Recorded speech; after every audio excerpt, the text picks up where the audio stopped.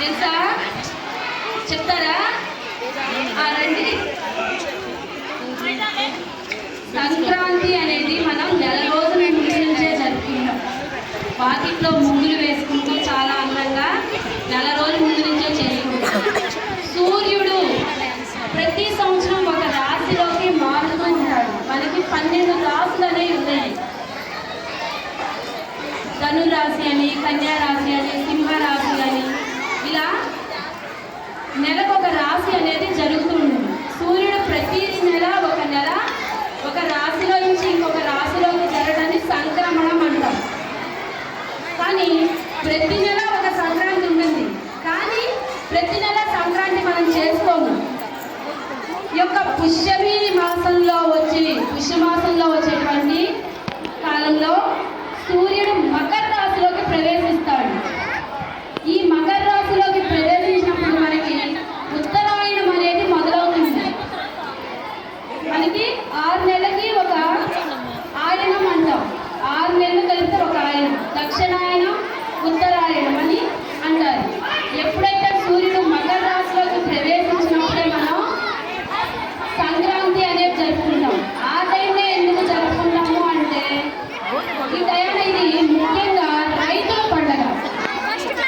ఇప్పుడంటే ఇలా ఇంతమంది ఉద్యోగస్తులు ఒకప్పుడు మనం అంతా కూడా రైతు బిడ్డలమే. మన తాత ముత్తాతలు అందరూ కూడా రైతులుగా చేసిన వాళ్ళు. ఈ యొక్క మాసంలో మనకి పంట చేతికి వస్తుంది. ఎప్పుడైతే ఇంటిలో ధాన్యం ప్రతి పంట ఇంటికి వచ్చి చేరగానే ఇంటి నిండా ధాన్యం ఉంటుంది కదా, ఆ ధాన్యాన్ని ధాన్యలక్ష్మిగా కొలుస్తారు. ఆ ధాన్యాన్ని అమ్ముకున్నప్పుడు ధనలక్ష్మి వస్తుంది.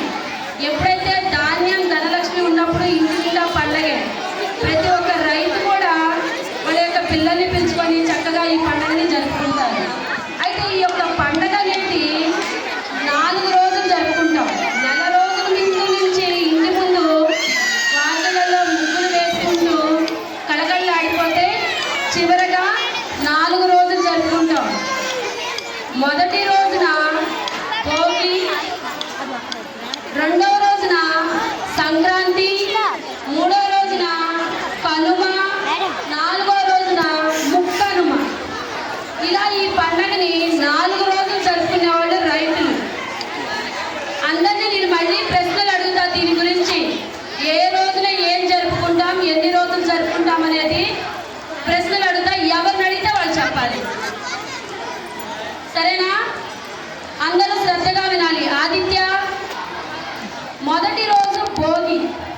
భోగి రోజు మనం ఇంటిలో ఉన్నటువంటి పాత సామాన్లు అంతా కూడా తీసి బయట వేసి తెల్లవారుజామునే భోగి మంటలు వేస్తాం. అలా వేయటం వల్ల మన ఇంటిలో ఉన్నటువంటి జ్యేష్ఠాదేవి బయటకు వెళ్ళిపోవాలి, ధనలక్ష్మి మన ఇంట్లోకి రావాలని ఆ రోజు ఉదయాన్నే భోగి మంటలు వేస్తాం. రెండవ